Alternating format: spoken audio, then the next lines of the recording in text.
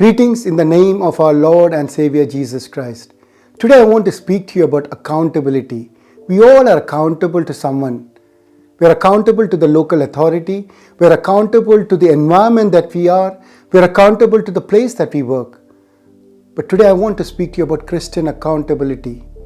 The Bible speaks about being accountable to God as the first and foremost thing. And we see that in Romans 14 verse 12. But I want to speak to you about accountability to one another. What is accountability? It is being responsible for one's actions.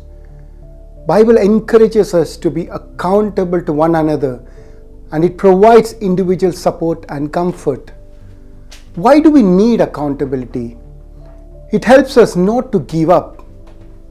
It helps both the leader and the follower.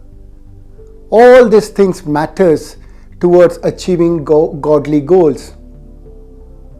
There are two elements for accountability: trust and the ability to relate. Trust is all about trusting the opposite person. We need to trust in someone to begin our accountability journey. We need to confide, pray, listen, and encourage each other. We need to relate to that person. And we can only relate to an individual if that person can understand our situation, can understand the environment that we are, can understand the situations that we are. In Thessalonians 5 verse 11, it speaks about encouragement and building each other. Encouragement and building is so important in our life. We all need it. And it will never work in a larger community. Encouragement and building will only work when it is a one-to-one engagement.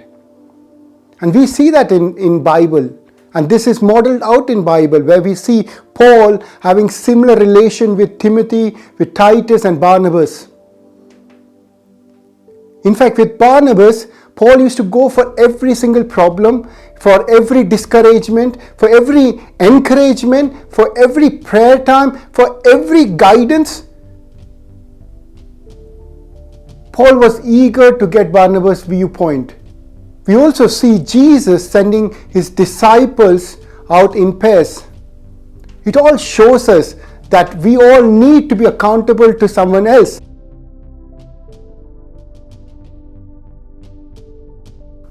So how do we go about getting an accountable spiritual partner? It all starts with praying to God. It all starts looking upward and asking God to show a person or lead a person to you who is stronger in faith. Consider all the possibility and be open for God's leading. Get to know that person. And I'm sure God will show you or lead you to that person. Build that friendship. Get to know him. Get to know the family. Meet the family. Be patient. It's going to be a slow process, but it will work. And carry on with that friendship. And as the Spirit leads, you will reach a point where you will start opening up. There will be that trust. There will be that opening. And where there will be a time when you will start sharing. And where you will start getting the guidance. When you are sure you can confide in that person, open up. Speak to them. So finally, for an accountability relation to be successful, ensure that there is transparency and honesty between both partners. Ensure that there is more catch-ups. Ensure that every time you meet up, there is biblical scriptural sharing. Ensure that there is more commitment in this relationship. Ensure that you are convicted that the Word of God is the ultimate truth. And deal everything with patience. And allow God to help you in everything. And finally, let there be compassion just as what Jesus showed you. Let's pray. Father in heaven, we just pray, Lord, that you will bring an accountable spiritual partner into our life. Anyone who doesn't have Father, we just pray and you see our hearts. We pray, Lord, you will bring someone who will help us in our spiritual growth. We trust in you, Father. Amen.